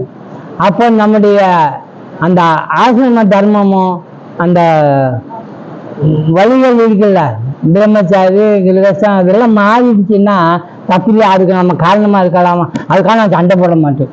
எப்படி கொண்டு வராது பாருங்க. சண்டை போடாம இருக்கிறதுக்கு ஒரு அர்த்தம் இது கிடையாது, ஏதோ ஒரு காரணம் இருக்கு. அது தெரியாம இவர் ஆகிட்டு பேசிட்டு இருக்காரு. கடைசியா குழப்பம் ஜாஸ்தி ஆயிடுச்சு. என்ன பண்ணாது? ஐயா சாமி, எனக்கு ஒண்ணுமே தெரியாது, எது எனக்கு நல்லதோ அது நீ எனக்கு சொல்லு, நீ சொல்ற நான் அப்படியே கேட்குது அப்படின்ட்டார். நீங்க சரண்டர்னு சொன்னாலும் சரி, இல்ல பொறுப்பை அவர்கிட்ட ஒப்படைச்சிடுறாரு. எனக்கு நல்லது ஆனாலும் கெட்டது ஆனாலும் நான் பொறுப்பு இல்லை, நீ தான் பொறுப்பு. ஏன்னா நீ சொல்லியா நான் செஞ்சு என்ன தெரியாது அப்படி சொல்லிட்டாரு. கர்மங்களே அவனுக்கு பலன் தந்துவிட முடியாது.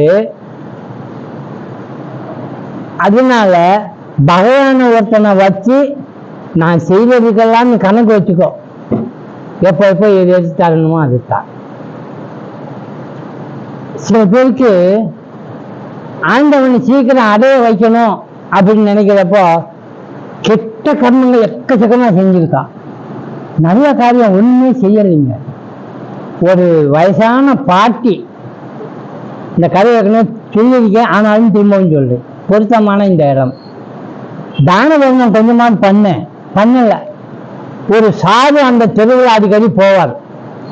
இந்த பாட்டியை பார்த்துட்டு, ஐயோ பாவம், இன்னைக்கோ நாளைக்கோ இந்த பாட்டி செத்து போனா, ஒரு தான தர்மமும் பண்ணாம, ஒரு புண்ணிய பலனும் கிடைக்காம ரொம்ப அவஸ்தைப்படுவாள், இவளை எப்படியாவது ஒரு நல்ல காரியம் செய்ய வச்சிடணும் அப்படின்னு யோசனை பண்ணி பிச்சை எடுக்க போறப்ப அந்த பாட்டி முன்னாலேயும் போய் நின்றுட்டு பிக்ஷாந்தேவின்னு கேட்பார். அந்த பாட்டி ஒரு பொழுதும் ஒன்றும் தராது.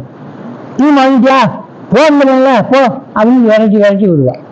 ஒரு நாள் நெல்லுல இருந்து அரிசி எடுத்து சமைக்கிறதுக்காக அந்த அம்மா நெல்லை குத்திட்டு இருந்தா. இந்த நெல்லை குத்துறதுக்கு ஒரு குச்சி மாதிரி ஒண்ணு இருக்கும், என்ன பேர் அதுக்கு? இப்ப இல்ல அந்த உலக்கையே. அந்த உலக்கையில கீழே ஒரு பூன் இருக்கும், அதுல சண்டு இருக்கும். அது குத்தி அதுல ஒரு 4-5 நெல்லை படுக்க உள்ள போய் நுழைஞ்சிச்சு. அவன் வந்தான், அந்த சாது வந்தாரு. அம்மா இங்க ஏதாவது போடுமா அப்படின்னு. இந்த அம்மா பார்த்தா, தீமை வந்துச்சியா, இந்த உலகைய குத்தி போடுவேன் அப்படின்னு இப்படி பண்ணா. அந்த பூஜை இருந்த 4-5 படுக்க நெல் அவன் தட்டையில இருந்துச்சு. அந்த அம்மாவுக்கு தெரியல. இவன் பார்த்துட்டான், ஆஹா அந்த அம்மா அடிக்க ஓங்கின உலக்கையில இருந்து 4-5 நெல் எனக்கு வந்துருச்சு, புண்ணியம் கிடைச்சிச்சு அந்த அம்மாவுக்கு. அவன் வச்சு அந்த இடம் மறைச்சிட்டான். ஒருவேளை அந்த அம்மா பார்த்துச்சுன்னா அதையும் சொல்லி புரிஞ்சுட்டான் பண்றது அப்படின்ட்டு ஓடியே போயிட்டாரு. அந்த அம்மா காலம் ஆயிடுச்சு, முடிஞ்சுது. கூட்டி போனாங்க. யமதர்மராஜா கேட்டார், இந்த என்ன பலன் தர்றாங்க, எந்த பலன் முதல்ல தரலாம்? நல்ல பலன் கொடுத்து அனுபவிக்க சொல்லலாமா, இல்லை நரகத்தில் போய் கெட்ட பலன்கள் அனுபவிக்க சொல்லலாமா? சித்திரகுப்தன் கேட்டார். சொன்னாரு, சாமி இந்த அம்மாவுக்கு சொர்க்கம் போல வாய்ப்பே கிடையாது, நரகம் தான், ஒரு நல்லதே செய்யல அப்படின்னா. யமன் பார்த்தார், தெரிஞ்சோ தெரியாமலோ யாராவது நல்லது செய்யாம இருக்க மாட்டாங்க, செஞ்சிருப்பாங்க, நல்லா கணக்கு போட்டு பாரு அப்படின்னு. அது நல்லா வாழ்க்கை இல்லை அப்படியே. அதாவது சிசிடிவி கேமரா இருக்குன்னு அர்த்தம். அந்த பாட்டி செஞ்சதெல்லாம் அங்க தெரியுது, அதான் கணக்கு நோட்டு. இல்லைன்னா இதெல்லாமா தெரியும் அங்க சித்திரகுப்தனுக்கு? ஆமா சாமி, அவர் உலகையில இருந்து ஒரு 4 படுக்க ஒரு சாமிக்கு போய் சேர்ந்துருச்சு அப்படின்னா. ஆஹா இந்த நல்லது செய்துட்டா. சரி, இப்போ பகவானுடைய எண்ணம் என்ன? ஜீவர்கள் எல்லாரும் எங்க போய் சேரணும்? பிரம்மசுரத்துக்கு போய் சேரணும். இப்ப இந்த அம்மாவோ நரக வேதனை செய்யறது ஜாஸ்தி, ஆனா ஒரே ஒரு நல்ல காரியத்துக்காக புண்ணியம் செய்வதனால அந்த பலன் தரார். எந்த பலன் முதல்ல தரலாம்? நிறைய இருக்குது நரக பலன், அதெல்லாம் முடிச்சுட்டா அப்புறம் இந்த தாரியன்னு சொல்லலாமா? பாவம் இல்லையா? பகவான் இப்பதான் பாருங்க எதை முதல்ல கொடுத்து அவ கடை சேற்றாருன்னு பாருங்க. கொஞ்சம் பலன் இருக்கு. இந்த பலன் என்ன தரும்னா, கைலாசத்தில் இருக்கிற சிவபெருமானுடைய தரிசனம் தூரத்துல நின்று பார்க்கலாம். ஏன்? தூரத்துல இருந்து அந்த சாதிக்கு பிக்ஷை போட்டிருக்கா. அதனால பகவான தூரத்துல இருந்து சேவிக்கலாம். அரை முதல்ல போய் காட்டிட்டு சேவிக்கட்டும் அப்படின்னோடனே யமகிங்கர கையை பிடிச்சு அந்த பாட்டியை கூட்டி போனாங்க. ஆஹா சிவபெருமானுடைய தரிசனமா எனக்கு கிடைக்குது, எனக்கு தெரியாமலேயே 4 படுக்க விழுந்துடா, சொல்லியிருந்தா நிறையவே போட்டிருப்பேன்னா. அப்போ தெரியாதானே, அங்க போயிருந்தான். அந்தா சிவபெருமான் அங்க இருக்காது, கும்பிட்டுக்கோ அப்படின்னா. ஓ கையை விடுங்கயா, கையை பிடிச்சிருந்தா எப்படி கும்பிட முடியும் அப்படின்னு. ஆமா அப்படின்னு அவங்க கையை விட்டாங்க. இந்த பாட்டி அப்படி இப்படி பார்த்தா, பகவானே வந்து ஓடி போய் அந்த சிவபெருமான் காலில் விழுந்துட்டான். இவங்க போனா, ஐயோ பக்கத்துல போய் காலில் வேற விழுகிறாங்க அப்படின்னு பக்கத்துல போய் பிடிச்சாங்க. சிவன் சொன்னா, ஏய் சொல்லாது, என் காலை தொட்டி ஸ்பர்சம் பண்ணிட்டா. யாரு? அந்த பாட்டி. அங்க இருந்து சாமி கும்பிட்டுட்டு நேர்ல என்னை வந்து ஸ்பர்சம் பண்ணிட்டான்னு தொட்டுட்டா. அதனால இவ இந்த பக்தை இவளை கூட்டிட்டு போகாத போ அப்படின்னு. ஏன் அப்படின்னா, தூரத்திலிருந்து சிவனை பார்த்த அந்த தசரனுடைய பலனே பக்கத்துல போய் கால் சேவை பண்றதுக்கு ஒரு பலன் கிடைச்சிச்சு. அந்த அம்மா அங்கே போய் உக்காந்தான். எவ்வளவு பலன்! இப்போ இது முதல்ல இந்த அம்மா விஷயம் தெரிஞ்சு நிறைய சொர்க்க பலனெல்லாம் வச்சிருந்தாங்கன்னு வைங்க, நரக பலனை முதல்ல அனுபவிக்குமா, சொர்க்க பலனை முதல்ல அனுபவிக்குமா? இது ஸ்டோர் பண்ணப்பட்டதுனால, பகவானா பார்த்து கொடுத்ததுனால, இதுதான் கடைசி தக்க சமயம். இந்த தக்க சமயத்துல இந்த பலனை எடுத்து கொடுத்து அனுபவிக்கணும்னா என்ன ஆச்சு? கர்மாவே முடிஞ்சு போச்சு. ஆக எத்தனை கெட்ட பலன்கள் இருந்தாலும் கூட அதெல்லாம் என்ன ஆகி போச்சு? இப்போ அவ்வளவுதான் முடிஞ்சு போச்சு. இதை மனசுல வச்சுட்டு தான் தக்க நேரத்துல பலனை எதிர்பார்க்கணும். தக்க நேரத்துல நம்ம உதவி செய்யணும்னு காலத்தினால் செய்த நன்றி சிறிது எண்ணினும்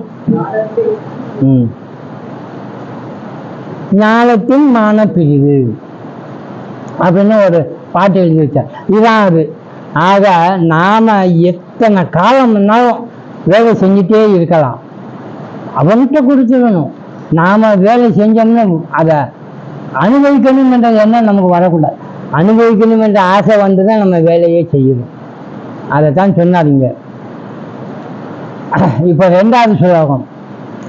வினையின் விளைவு விழிவுற்று வித்தாய் வினை கடல் வீழ்ந்திடும் வீடு தரவில்லை. கருத்தை மட்டும் சொல்றேன். அதுக்கு என்ன? கிருத்து மகோ ததோ பதன காரணம் பலமசாஸ்வதம் கதி நிரோதகம். ஜீவனை மோட்சம் அடைய வைக்கணும்னு பகவான் நினைக்கிறார் பாருங்க. பகவான் செய்த கைங்கரியா நமக்கு எத்தனையோ குழந்தை குட்டியை கொடுக்குறாரு, செல்வத்தை கொடுக்குறாரு, பதவியை கொடுக்குறாரு, பட்டம் கொடுக்குறாரு, ஆரோக்கியம் கொடுக்குறாரு, ஏகப்பட்டது உபகாரம் பண்றாரு பகவான். அதுல உத்தமமான உபகாரம் இது மோட்சம் அடைய வைக்கிறது. ஒருத்தர் உடம்புக்கு முடியல, அதனால ஒரு சாமியை கும்பிட்டுட்டே இருந்தார். அந்த சாமியை கும்பிட்டு இருக்கிறப்போ பல காலமா கும்பிட்டார். ஒன்றும் அவ்வளவோ உடம்பு குணமானமா தெரியல. ஒரு ஆள் வந்தாள். ஏன்ம்மா உங்களுக்குலாம் உடம்பு நல்லா இல்லையான்னு? ஆமாண்ணா. அதான் அந்த பிள்ளைகிட்ட போய் தினமும் சாமி கும்பிட்டு வரேன், ஆனாலும் சரியாகலன்னு. அங்கேயா போறீங்க? அந்த பிள்ளையாச்சியா போறீங்க? நீங்க வேற, நீங்க இங்க தாங்க சங்கடம் வர்றதுக்கு இன்னொரு பிள்ளையா இருக்கார். அதாவது இன்னொரு சாமி ஒன்று இருக்குது. அந்த தாடி கொம்புல ஒரு நாள் ஒன்று அஷ்டம் என்ன அது என்ன சொன்ன, அங்கே போய் சாமி கும்பிட்டு பாருங்க, உடனே ஒரு நல்லா ஆயிடும் அப்படின்னு. இந்த அம்மா அப்படியா அப்படின்னு அம்போனியை விட்டுட்டு இந்த சாமி விட்டு அந்த சாமிகிட்ட போயிடும். ஆக நாம எதுக்கு சாமி கும்பிடுறோம்னு பாருங்க, மாறி மாறி போவோம்.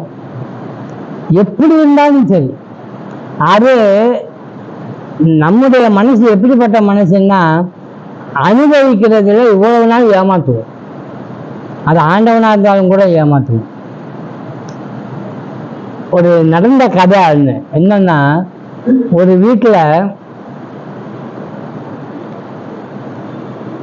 ஒரு அம்மாவுக்கு பேய் பிடிச்சிச்சு. ஆமா, அந்த பேயை ஓட்டுறதுக்கு யாராலையும் முடியல. யார் வந்தாலும் போக மாட்டேங்குது. ஆனா ஒரு அம்மா என்ன பண்ணுது, அந்த வீட்டு வேலைக்காரி அந்த வீட்டு வேலைக்காரி அந்த முதலாளி வீட்டு மகள்கிட்ட போய் கேட்குறப்ப அந்த பேய் சொன்னது, நான் ரொம்ப கஷ்டப்பட்டுட்டு இருக்கிறேன், நீ எனக்கு ஒரு சின்ன உதவி செஞ்சேன்னா உன்னுடைய கஷ்டமெல்லாம் நான் போக்குறேன் அப்படின்னு அந்த பேய் சொல்லிச்சு. என்ன செய்யணும்னு சொல்லுங்கன்னா, நான் இப்போ இந்த அம்மா மேலே இருக்கேன், எனக்கு ஒரு இடம் தெரியல, ஒரு நல்ல இடமா எனக்கு காட்டி தந்தேன்னா நான் இதில் விட்டு போயிடுவேன், நீ தான் ஓட்டினு சொல்லி காசை வாங்கிக்கோ அப்படின்னு. சரின்னு இந்த அம்மா சொன்ன மாதிரியே பண்ணிட்டான். இங்கே வா, நான் உனக்கு இடம் காட்டுறேன்னு சொல்லி கொஞ்சம் தூரம் தள்ளி ஒரு வேப்ப மரத்துக்கிட்ட ஒரு கிளையை காட்டி, இந்த மரத்துக்கிட்ட நீ இருந்துக்கோ, உனக்கு ஒன்றும் ஆகாது அப்படின்னு. அப்பாடான்ட்டு அந்த பேய் அங்கே போயிடுச்சு. உடனே இந்த முதலாளி, ஆஹா ஒரு வேலைக்காரி இந்த பேயை ஓட்டிட்டாலே, உனக்கு என்னம்மா வேணும்னா கேட்டதெல்லாம் கொடுத்தாரு. அப்பாடான்ட்டு இந்த அம்மா சௌக்கியமாக இருந்தா. இதை கேட்டுட்டு அந்த முதலாளியுடைய சம்பந்தி இன்னொருத்தர், அவங்க வீட்டுக்கார அம்மாவுக்கு பேய் பிடிச்சிருச்சு. பேய் பிடிச்சவுடனே அந்த பேய் தான் இவங்க, என் வீட்டுக்காரு வேலைக்காரரு நல்லா பேய் ஓட்டுவா, இவரை கூட்டி போங்க. இந்த அம்மா பேய் ஓட்ட தெரியாது. ஐயோ என்ன ஆகும்னு தெரியலையே அப்படின்ட்டு சரி அப்படின்னு அங்கே போனான். என்ன பண்றது இப்போ யோசனை பண்ணா என்ன செய்யலாம்னு. இந்த பேய்க்கு என்ன பிடிக்காதுன்னா, ஸ்வரம் கூட தப்பி பாடினா பிடிக்காது. நாதஸ்வரம் வாசிக்கிறோம்ல, அது எதுக்கு அந்த வேப்ப மரத்துல இருந்து அந்த பேய் இந்த அம்மாவிட்ட வந்ததுன்னா கதை சொல்லிச்சு, அங்க அடிக்கடி ஒருத்தன் நாதஸ்வரம் வாசிக்க வரான், அப்போ சுகமா வாசிக்கிறான், எனக்கு பிடிக்காம தான் இந்த அம்மா மேல வந்தேன் அப்படின்னு சொல்லியிருக்கு. இவர் யோசனை பண்றாரு, என்ன இந்த அம்மா இதை சொன்ன என்ன ஞாபகம் வந்துச்சா, இப்ப பேய் ஓட்ட தெரியாது. அந்த அம்மா கிட்ட போய் என்ன சொல்லுது, ஏய் ஒரு தடவை தான் உனக்கு உதவி செஞ்சேன்னு சொன்னேன், தீண்டு என்ன இங்க ஓட்ட வந்திருக்க, அடிச்சு போடுவேன் கொண்டுடுவேன். அச்சோ நான் ஓட்டம் வரல, ஒரு தகவல் சொல்றதுக்கு வந்தேன். என்ன தகவல், அந்த நாதஸ்வரக்காரன் இங்க வர்றதா இருக்கான் அப்படின்னா. எந்த நாதஸ்வரக்காரன் தப்புறப்பா வாசிக்கிறான்ல அவன், அப்படியா இங்கே வரப்போறான் அப்படின்னு அது ஓடி போச்சு. அப்பா அழாதுன்னு. அதே மாதிரி இன்னொரு இடத்துல அந்த பேய் வந்துச்சுன்னா அந்த அம்மா என்ன பண்ணிப்போம், ஒன்றும் பண்ணாது, நாசக்கான கூட்டியே போயிடும். ஐயா கொஞ்சம் வாங்கயா, இங்க இந்த பேய் ஓட்டெல்லாம் வேண்டாம், நாசனம் வாசித்தா போதும். ஏன்னா அறிவு என்பது எல்லா வகையிலையும் சுயநல மையமா வச்சு வரும். அறிவு இல்லாதவங்களுக்கும் என்ன விஷயம்னு தெரியாம பெரிய அறிவாளியா நிற்பாங்க. கலெக்டரா இருக்கட்டும், எஸ்பியா இருக்கட்டும், பெரிய பெரிய விஐபியா இருக்கட்டும், இசை ஞானம் கொஞ்சமாவது இருக்கணும் இல்லையா? போட்டி வைக்கிறாங்க, எல்லாரும் வாசிக்கிறாங்க, மத்தளக்காரு நாதஸ்வரக்காரு நாதஸ்வரம் எல்லாரும் வாசிக்கிறாங்க. இவரை கொண்டு போய் யார் நல்லா வாசிக்கிறாங்கன்னு சொல்லி நீங்க தான் முடிவு பண்ணி சொல்லி பிரைஸ் கொடுக்கணும்ட்டாங்க அந்த கலெக்டருக்கு. இசை ஞானமே தெரியாது, எல்லாம் முடிஞ்சதெல்லாம் வாசிச்சே இருந்தாங்க. கடைசியில் சொல்லுங்க சார் யாருக்கு பிரைஸ் கொடுக்கலாம்னு. இவங்க எல்லாருமே உங்களுக்கு நல்ல வாசமா தெரியுது, ஆனா எனக்கு என்னமோ ஒத்து வரல. அது பாரு ஆரம்பத்தில் கடைசி வந்து விடாம எழுதுனாங்க. யார் அவரு ஒத்து விட ஒண்ணு மாற்ற மாட்டாரு, ஒரே சொரத்துக்காக அவர் ஊதுறாரு. அவரை பார்த்தாரு, இவன் தான் கரெக்டா சுடாம வந்து நான் பாரு, அவன் தான் பிரைஸ் கொடுக்கணும்னா என்ன பண்ண முடியும்? அது மாதிரி கர்மம் செய்கிற நமக்கு எந்த கர்மம் எவ்வளவு பலன் தரும், எந்த நேரத்தில் இதை அனுபவிப்போம், எப்போ எடுத்துக்கொள்ளலாம் எப்போ எடுத்துக்கொள்ள கூடாது அப்படின்னு நமக்கு தெரியுமா? அதனாலதான் ஒருத்தர் கையில ஒப்படைச்சார். அதான் சொல்றாரு. அதனால பிரவೃತ್ತಿ மார்க்கத்திலிருந்து திருப்பி நிவிருத்தி மார்க்கத்திற்கு கொண்டு வர்றதுல கடவுளுடைய உபகாரத்திலே பெரிய உபகாரம். அதனாலதான் இந்த பயன் தர்ற வேலையை தான் வச்சு கொண்டார். பையன் பாவம் சாதகன் திணறிடுவான், தப்பு தப்பா போயிடுவான். இதுதாங்க கருணை. அதை சொன்னார். கர்மமானது சுகதுக்க அனுபவங்களுக்கே தவிர அவற்றை கடந்த பிரம்ம நிலையை அடைய உதவாது. சங்கராச்சாரியாரு இதை வச்சுதான் அத்வைதமே கொண்டு வந்தார். சங்கராச்சாரியருக்கு ரொம்ப எதிரி யாரு தெரியுமா? யாரு? கர்மம் செஞ்சு கர்மத்தால மோட்சம் அடைஞ்சிருவா நீ யாராவது சொன்னா ஒத்துக்க மாட்டார். கர்மம் செஞ்சு யாரும் மோட்சம் அடைய முடியாது. அப்ப எதை செஞ்சு மோட்சம் அடையலாம்? விசாரம் செஞ்சு மோட்சம் அடையலாம். கர்மம் என்ன செய்யும்? விசாரத்துக்கு வழிகாட்டும். கர்மம் செய்ய செய்ய இந்த மாதிரிலாம் கர்மம் செஞ்சேன்னா விசாரத்துக்கு வழிகாட்டும். அப்புறம் அவங்க ஞானம் கிடைக்கும். அது சொன்ன இருப்பு என்பது கடவுள், சத்து. எழுச்சியே ஜீவன். எழுச்சின்னா எந்திரிக்கிறது. இந்த உண்டு பறவை அதுதான். ஆக பேசாம இருந்தா அது யாரு? கடவுள். இதுக்குதான் இறைவன். ஒன்றும் செய்யக்கூடாது. எந்திரிச்சு வேலை செய்ய ஆரம்பிச்சிங்க, அங்கங்க பார்த்தீங்கன்னா ஒண்ணுக்கு பின்னால் ஒண்ணு போயிட்டே இருக்கும். அதெல்லாம் என்னது? கர்மங்கள் ஆயிடும். ஜீவன் அதை செஞ்சுட்டே இருப்பான். அதனால மகான்கள் எப்படி உபதேசம் பண்றாங்க? சும்மா இருந்தா யாரும் சும்மா இருக்க முடியுது? சாரே சும்மா இருக்க மாட்டேங்கிற. ஒவ்வொரு ஞாயிற்றுக்கிழமையே 5:30 மணிக்கு வாங்குறது. நான் இங்க வந்துட்டு போங்க சார், நான் சும்மா தான் இருக்க போறேன் என்று பேசாம இருந்தா ஒத்துக்குவீங்களா? சாமி இதெல்லாம் பேசிக்க சாமி அப்படின்னு நம்ம சும்மா இருக்க முடியாது. ஆனா ஒரு காலகட்டத்தில் சும்மா இருக்க வைக்கும் இது. ஏன்னா இப்ப இது சங்கம். எப்ப ஜீவனுக்கு நிசங்கத்துவே சொல்றாரு. சங்கமே கூட எதுலையும் ஒட்டி இருக்க கூடாது. சங்கம்னா அட்டாச், எதுலையுமே சேர்ந்து இருக்க கூடாது. அதைத்தான் இங்க சொல்றாரு. இருப்பு என்பது நிவிருத்தி. எதுவுமே இல்லை. நிவிருத்தின்னா இல்லாம இருக்கிறது. எழுச்சிங்கிறது பிரவிருச்சி, நுழைவது விஷயங்கள்ல. கர்மங்கள் எல்லாம் எங்கிருந்து வெளியில வந்துச்சுன்னா மூலத்தை விட்டு வெளியே வந்துருச்சு. மூலமான பொருள் ஒண்ணு இருக்கு, அதை விட்டு வெளியில முறை பிரவிற்சி எதுடான்னா அது வெளியில கிளம்புறதுதான். நான் இப்ப எந்திரிக்கிறேன் அப்படின்னு போனா முடிஞ்சுது. மரம் மட்டும் நாம பார்க்கிறோம். மரத்தினுடைய கடைசி தன்மை என்னவா இருக்கும்? மரம் வளர்ந்துட்டே இருக்கு. மரம் என்ன கொடுக்கும்? பழம் கொடுக்கும். எத்தனை பழம் கொடுக்கும்? நிறைய பழம் கொடுக்கும். ஒரு பழம் எடுத்து நீங்க சாப்பிட்டு கீழே போட்டீங்கன்னா அந்த ஒரு பழத்தினுடைய விதை என்ன பண்ணும்? தீண்டும் மரமா. இது எதுக்கு சொல்றோம்னா, கர்மம் ஒண்ணு செய்தால் அது பழம் தரும். அது என்ன தரும்? அப்புறம் விரை வரும். அந்த விரை என்ன செய்யும்? தீண்டு மரமாக்கி தீண்டு நிறைய பழங்கள் வந்துடும். இப்படிதாங்க நாங்க கர்மத்துல கட்டுண்டு நிறைய பண்ணிட்டே இருக்கோம். இதைத்தான் சுழற்சிங்கிற ஓல் பூல் அப்படிம்போம். சுழற்சி. ஒரு தண்ணி நிற்கிற நீர் நிலை ஒண்ணு இருக்கு. ஒரு சின்ன கல் எடுத்து அப்படி போடுங்க. கல்லு விழுந்த இடத்துல என்ன நடக்கும்? கல்லு விழுந்த இடத்துல சுழல் போகும். அதனுடைய தாக்கம் ஒரு அலை வருது. அந்த அலை இன்னொரு அலை உருவாக்குது அதனுடைய தாக்கத்தினால. இப்படியே இந்த தாக்கம் எவ்வளவு பெருசா போகும்? கரை எங்க இருக்கோ அது வரைக்கும் போய் முட்டிடும். நின்றுடுமா? நிக்காது. முட்டி வச்சிருக்கியா, அது இன்னொரு தாக்கம். தீண்டு அது முட்டினால வேற பக்கம் போறதுக்கு இடம் இல்லை. அதனால இந்த இடத்துக்கு தீண்டு வருது. இப்படியே அப்போ இதனுடைய விசை இருக்கல, வேகம் தண்ணீரை வரைக்கும் இப்படியே போகும், வரும், போகும். கடைசியில இப்படியே தீண்டு நீங்களே அமைதியாயிடும். நாம அமைதியாக்க விட மாட்டோம். தீங்க கழுத்துக்கு போட்டு இப்படி பண்ணிட்டே இருக்கோம்.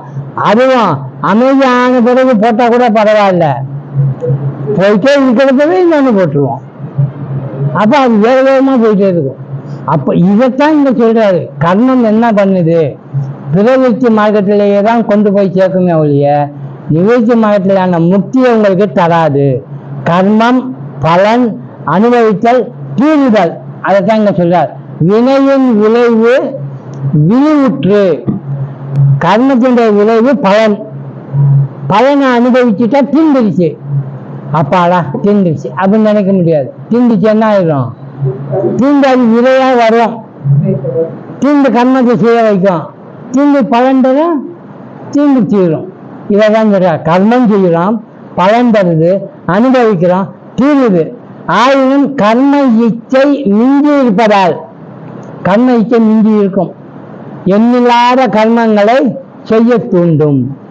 நம்ம எவ்வளவு கஷ்டத்துல இருக்கோம் கொஞ்சம் யோசனை பாருங்க.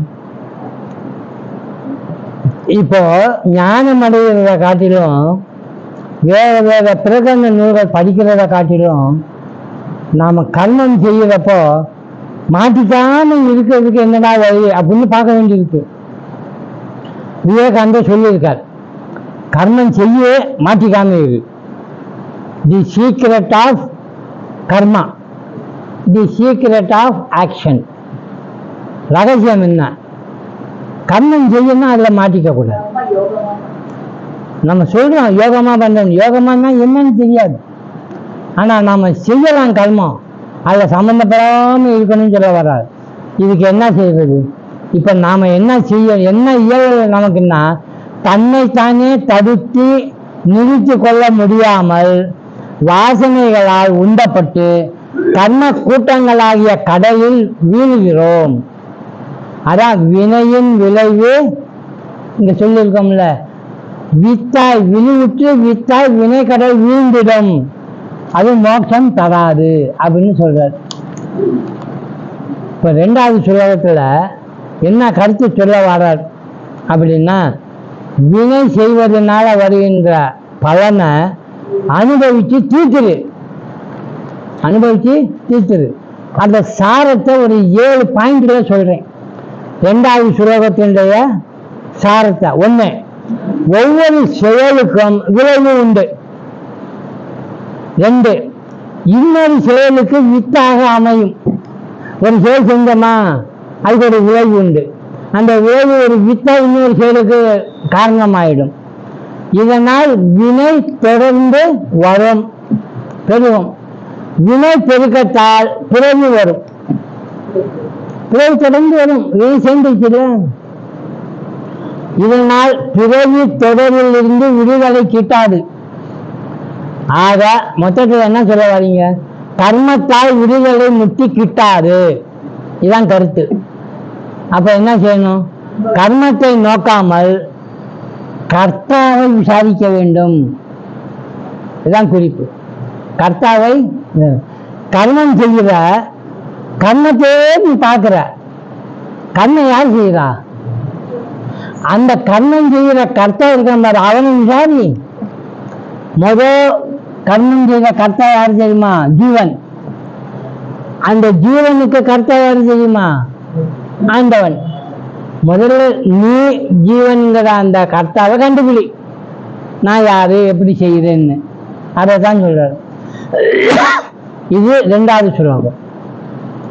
3வது சுலோகத்துக்கு போனோம்னா, இந்த கர்மத்தை செய்யறப்போ எப்படி நம்ம தப்பிக்கலாம், அதுல மாட்டிக்காம இருக்கிறது எப்படி அப்படின்னு அதை காட்டி தருது. 3வது சுலோகத்தை படிச்சுட்டு விளக்கத்தை அடுத்த வகுப்புல பார்ப்போம். 3வது சுலோகம் எடுங்க. கர்த்தனுக்கு ஆக்கும் நிஷ்காமிய கர்மம் கருத்தை திருத்தி கதி வழி காண்பிக்கும். அதாவது அந்த உந்தி பறவோட பாடணும். கருத்தனுக்கு ஆக்கும் நிஷ்காமிய கர்மங்கள் கருத்தை திருத்தியது உந்தி பற, கதி வழி காண்பிக்கும் உந்தி பற, கதி வழி காண்பிக்கும் உந்தி பற அப்படிங்கிறார். தலைவனாகிய கடவுளுக்கு சமைக்கப்பட்டு செய்யப்படுகின்ற பலனை எதிர்பார்க்காமல் காரியத்தை செய்வதுங்கிறது தான் அந்த நிஷ்காமிய கர்மம். என்ன செய்யாது? மன மாசுகளை நீங்கும்படி செய்து உள்ளத்தில் உறைந்து மோட்ச சாதனத்தை உணர்வதற்கான வழியை கூட்டுவிக்கும். மோட்சம் தந்திடும், மோட்ச வழியை காட்டுறதுக்கு வழிகாட்டி தரும். ஒரு கல் மாதிரி, மயிறு கல் மாதிரி, இந்த இன்னைக்கு ஒரு தூரம் போகணும்னு எழுதி வைப்பாங்கல்ல, அது மாதிரி. அப்போ நிஷ்காமிய கர்மத்தை செய்ய சொல்றாரு. ஈஸ்வரார்ப்பிதம் நேச்சையா கிருதம் சித்த சோதகம் முக்தி சாதகம். அதை படிங்க. நேச்சையா கிருதம் சித்த சோதகம் முக்தி சாதகம். என்ன? கர்மங்கள் நமக்கு மோட்சத்தை தராது என்றாலும் நிஷ்காமியமாக செய்யப்படும் பொழுது முக்திக்கு எது சரியான வழி அப்படின்னு அது காட்டும். இதான் கருத்து. அது என்ன நிஷ்காமியமா செய்யறதுங்கிறது? இப்ப நாம செய்யற கர்மம்ல நம்ம முதல்ல சொன்னோம், ஆசையினால பலனை அனுபவிக்கணும் அப்படிங்கிறதுக்காக தான் நம்ம கர்மம் செய்யும். காமியம் நமக்கு வேணும் அப்படின்னு. நீ கர்மம் செய்ய, ஆனால் எனக்கு வேணும்னு நினச்சி செய்யாது. நீ செய்தாலும் செய்யலைன்னாலும் செஞ்சுதான் ஆகணும். அது எதுக்கு வாங்கிக்கிறது? திரும்ப வாங்கிட்டேன்னா அங்கே டெபாசிட்டில் சேர்ந்துடும். வேண்டாம்னு சொல்லிட்டு வந்தால் மைனஸ் ஆகிட்டே போகும். அதை இங்கே சொல்கிறார். அதனால நிஷ்காமிய கர்மம் செஞ்சோம்னா, நான் செய்கிற கர்மத்தெல்லாம் கழிச்சுட்டே வருது, ஓகே அப்படின்னு விட்டுருவோம். இதுதான் சரியான வழின்னு அது காட்டுது. இதனை அறிந்து கொள்ளும் திறமை மனம் பரிசுத்தம் அடைவதாக வருகின்றன. நிஷ்காமிய கர்மம் செய்வதனால என்னடா லாபம்னா, மனசு பரிசுத்தமாகுது.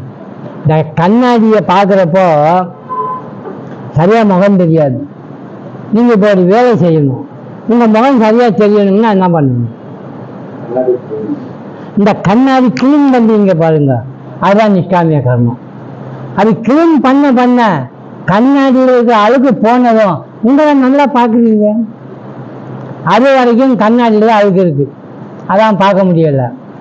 தனக்கென்று பயனை கருதாமல் பகவானுக்காக செய்யப்படும் அர்ப்பண கர்மம் மன பரிசுத்திற்கு வழிவகுக்கும். இங்க சங்கராச்சாரியார் இன்னொரு ரகசியம் சொல்றாரு. தனக்குன்னு செய்யப்படாம அர்ப்பணம் பண்ணு சொல்றீங்களே, யாராவது இதை செய்வாங்களா? என்னன்னா, கர்மணி ஏவ அதிகாரக அஸ்தே பகவத்கீதையில பகவான் சொல்ல, டேய் அர்ஜுனா, கர்மம் செய்வதற்கு மட்டும்தான் உனக்கு உரிமை உண்டு. மா பலேசு கதாச்சன, பலன்கள்ல உனக்கு உரிமையே இல்லை அப்படின்றார். அர்ஜுனன் கேட்டார், சாமி இது நியாயமா? ஒருத்தன் ஏன் வேலை செய்யறான்? பலன் தேவைப்படுது, பலன் வேணும், அதை அனுபவிப்போம்னு தானே வேலை செய்யறான்.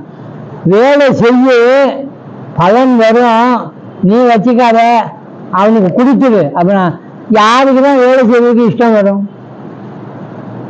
வேலை செய்ய இஷ்டம் வருமா? நீங்களே சொல்லுங்க. நீங்க வேலை செய்வீங்க, உங்களுக்கு ஒரு பாராட்டும் கிடையாது, ஒரு புகழ்ச்சியும் கிடையாது, அதுல இருந்து வரக்கூடாது பழங்களும் நீங்க அனுபவிக்க கூடாது, இன்னொருத்தர் கொடுத்துடணும். நீங்க செஞ்சோன்னே யாரும் சொல்ல மாட்டாங்க. அப்படி செஞ்சா நீங்க வழிய போய் ஏதாவது வேலை செய்வீங்களா? ஒரு வாலண்டியர் கூட வந்து வேலை செஞ்சுட்டு வாங்கிய கூட்டம் போட்டு இவங்க எல்லாம் நல்லா வேலை செஞ்சாங்கன்னா ஆளுக்கு ஒரு பரிசை கொடுக்குறாங்க. அதை எதையும் விரும்பாம சும்மா வாலண்டியர்னா என்ன அர்த்தம்? எதையும் எதிர்பார்க்காம அவனா வந்து செய்யறான்னு அர்த்தம். இதுதான் நிஷ்காமியம். ஆனால் நம்ம என்ன செய்யறோம்? வாங்கிய வேலை செய்தவங்களுக்கு இதான் ஒரு பிரைஸை கொடுக்குறோம், பாராட்டுறோம். இவங்கெல்லாம் நல்லா செஞ்சாங்கன்னு பாராட்டுறோம். என்எஸ்எஸ்காரவங்க, ஆமாம், இந்த மாதிரி ஸ்கூல்லலாம் இருக்கும்ல, அவங்கெல்லாம் அதுக்கு தான் இருக்காங்க. இதை கேட்குறாரு அர்ஜுனன், முடியுமான்னு. கிருஷ்ணன் சொன்னாரு, இந்த பால் கர்மம் மட்டும் செய்ய பலனை எதிர்பார்க்காம இருன்னு சொல்றதுக்கு ஒரு காரணம் இருக்கு, அதுக்காக தான் சொல்றேன்னா. அதுதான் நானும் கேட்கிறேன், பலனை எதிர்பார்க்காம செய்யணும் யாராவது செய்யறாங்க, அது என்ன காரணம்னு தெரியல. அது சொன்னா நல்லா இருக்காதேப்பா அப்படின்னா. அப்ப எப்படி செய்யறது? நிஷ்காமியம் கர்மம் செய்யுங்கிற, அது என்ன செய்யுங்கிறத சொல்ல மாட்டேங்கிற, கர்மம் மட்டும் செய்ய பலனை எதிர்பார்க்கணும். சரி, நீ கேட்கறதுனால நான் சொல்றேன், நல்லா கேட்டுக்கோ. நீ 10 கர்மம் செய்யலன்னு வச்சுக்கோ, எத்தனை பலன் வரும்? 10 பலன் தான் வரும். ஏன்னா நீ விரும்பி இருக்க, உன் கர்மத்துக்கு பலன் வேணும்னு அனுபவிக்கிற இல்லையா? 10 பலன் செய்தால் 10 கர்மம் செய்தால் 10 பலன் வந்துச்சு. கர்ம பலனை எதிர்பார்க்காம நீ செஞ்சேன்னா 10 கர்மம் செஞ்ச பலனை எதிர்பார்க்கலன்னு வச்சுக்கோ, அது என்ன பண்ணுன்னு தெரியுமா? நல்லா ஞாபகத்தில் வச்சுக்கோ, கோடி கணக்கில் பலன் உனக்கு வரும்டா. எவ்வளவு வரும்? எக்கச்சக்கமா வரும். பலனை எதிர்பார்த்தேன்னா செஞ்ச கர்மத்துக்கு மட்டும் பலன் உனக்கு வரும். பலனை எதிர்பார்க்கலன்னா அதை விட பன்மடங்கு உனக்கு வரும். அதனாலதான் சொல்றேன், கர்மத்தை மட்டும் செய்ய பலனை எதிர்பார்க்காதேன்னு. இப்படி விளக்கமா சொல்லியிருந்தா நான் செஞ்சு கொள்ள ஆரம்பத்துல இருந்து இப்ப புரிஞ்சிச்சு. என்ன புரிஞ்சிச்சுன்னு கர்ணன் பலன் எதிர்பார்க்காம செஞ்சா நிறைய பலன் வரும். இவர் பார்த்தாரு, அட போடா, எதை எதிர்பார்க்க கூடாதுன்னு சொன்னோமோ அது ஒரு. ஆக இதை எதிர்பார்க்க கூடாது, நீங்க கவனம் எடுங்க, அது தானா வருது. தானா வருதுங்கிறத நீங்க பார்க்காதீங்கிற. இப்ப யோசனை பண்ணுங்க, ஏன் மற்றவங்களை நம்ம மாறல் பேசுறப்போ நல்லதை செய், எல்லாருக்கையும் நல்லதை செய், யார் மேலையும் கோவப்படாத, கனிவா பேசு, சத்தம் போடாத, திட்டாத, வையாத, இதெல்லாம் ஏன் சொல்றோம்? எதுக்கு சொல்றோம்? யார்ட்டையும் கோபிச்சுக்காத அப்படின்னு ஏன் சொல்றோம்? நீங்க யார்ட்டையும் கோபிச்சுக்காம இருந்தா உங்களுக்கு என்ன லாபம்? பிபி வராதா? டாக்டர் இருக்காத, மாத்திரை இருக்கு. நீங்க நல்லது செய்யுங்க. கஷ்டப்படுறா ஒருத்தன், ஐயோ பாவம், நல்லது செய்ய அப்படின்னா செய்யலாம், செய்யாமே இருக்கலாம். ஆனா நீங்க நல்லது செய்யறீங்க, அவன் அப்பா சம்பளம் தேங்க்ஸ் அப்படின்ட்டு போறான். ஏன் இதை நீ செஞ்ச, உனக்கு என்ன லாபம்? நான் எதுவும் எதிர்பார்க்கல, அவன் 4 பிள்ளை எனக்கு ஏதாவது செய்வாங்கன்னு எதிர்பார்க்கல, எதிர்பார்க்காம நான் செஞ்சேன், உனக்கு என்ன லாபம்? அப்ப நீங்க செஞ்சது சுயநலம் இல்லாம இல்லை, உங்களுக்கு சந்தோஷம் கிடைக்கிறதுனாலதான் நீங்க செஞ்சிருக்கீங்க. அதான அர்த்தம். இது உண்மைதான். இந்த பலனை எதிர்பார்க்காம கர்மம் செய்யுங்கிறது உண்மையில என்ன தெரியுமா அர்த்தம்? இதுல சொல்லப்படல, பகவத்கீதையில சொல்லப்பட்டது. நீ ஒருத்தருக்கு உதவி செய்தாயானால் அந்த உதவி நீ அவனுக்கு செய்வதாக அர்த்தம் அல்ல.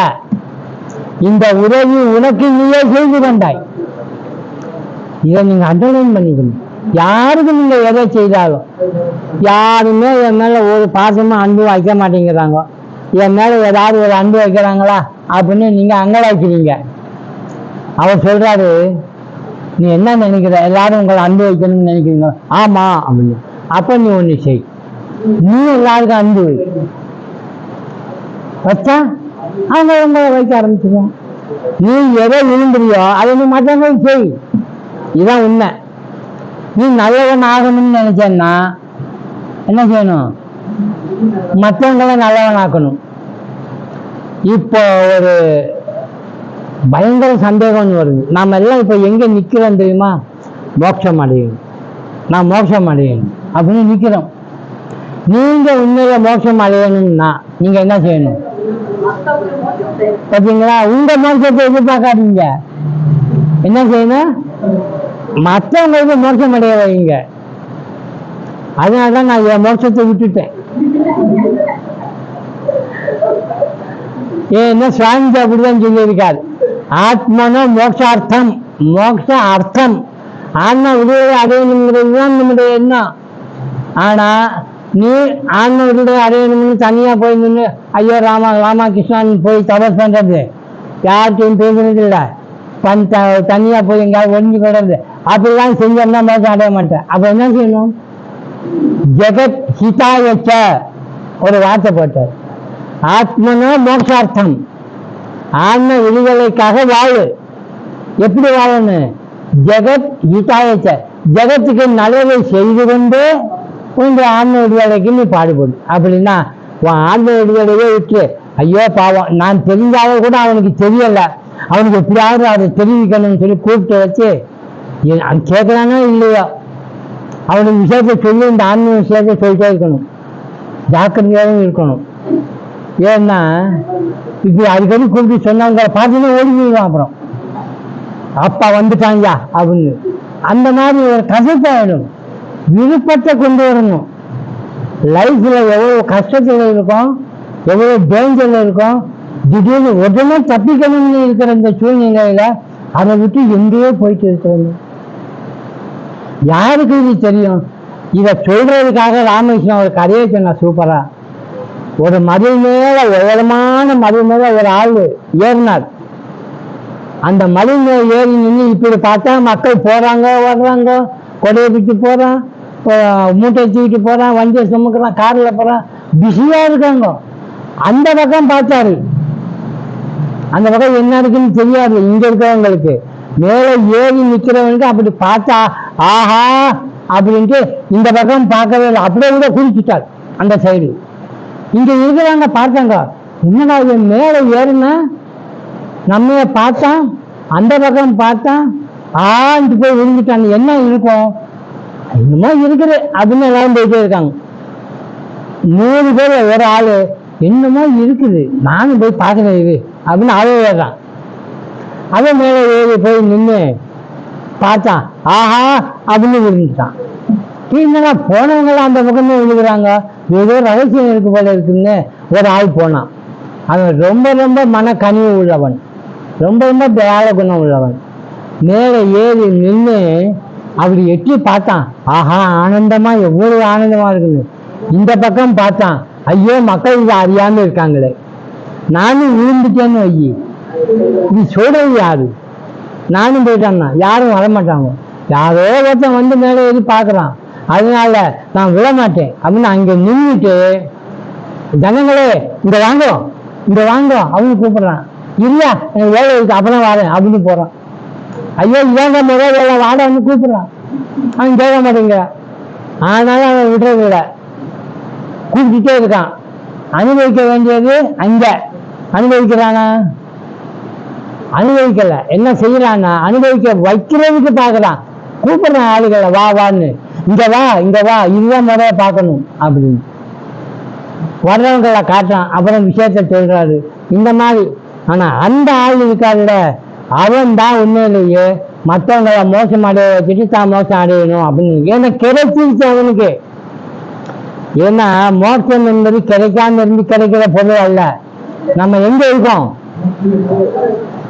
மோட்சத்திலேயே இருக்கோம், ஆனா தெரியாது, மோட்சத்திலே இருக்கோம்னு தெரியாது. ஆனா அழுவோம், சிரிப்போம், வருத்தப்படுவோம், எல்லாம் செய்வோம், இல்லம்போம் இருக்கும்போம். ஏன்னா இந்த உண்மை வரும் நடந்துடும், வரும் போகும். உறுதிப்படுத்தணும், உறுதிப்படுத்தி அந்த நிலையிலேயே நிற்கிறவனுக்கு தான் எப்பவுமே அந்த அறிவு இருக்கும்.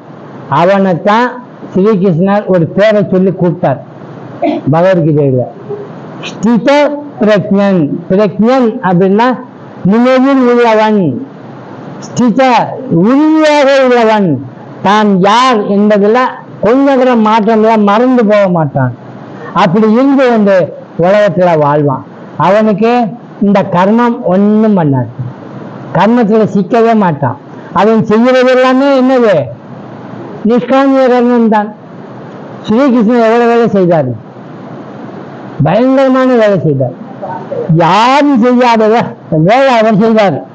ஆனா அவர் என்ன சொன்னார், நான் ஒரு வேலையும் செய்யல, நான் வேலை செஞ்ச மாதிரி இருக்கு, ஆனா எந்த வேலையும் நான் செய்யல. ஏன்னா வேலையே செய்யல, வேலை செஞ்சேன்னு சொன்ன என்ன ஆகும், பந்தமாகும்.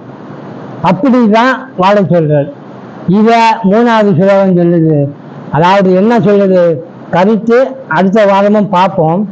கர்த்தத்துவம் இன்றி செய்யப்படும் கர்மங்கள் சித்த அழுக்குகளை நீக்கி பரிசுத்தமும் தெளிவும் அடைந்த புத்திக்கு ஆத்ம விசார ஞான மார்க்கம் பிடிபடுகிறது.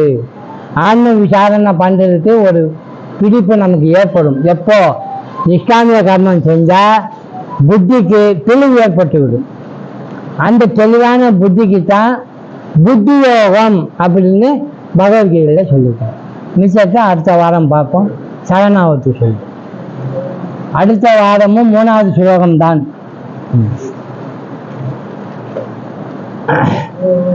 ஓம் சகனாவவதோ சகனோ புனக்தோ சக வீர்யம் கரவாவகை தேஜஸ்வினாவதீதமஸ்து மா வித்விஷாவகை. ஓம் சாந்தி சாந்தி சாந்தி. ஹரி ஓம் தத்சத்.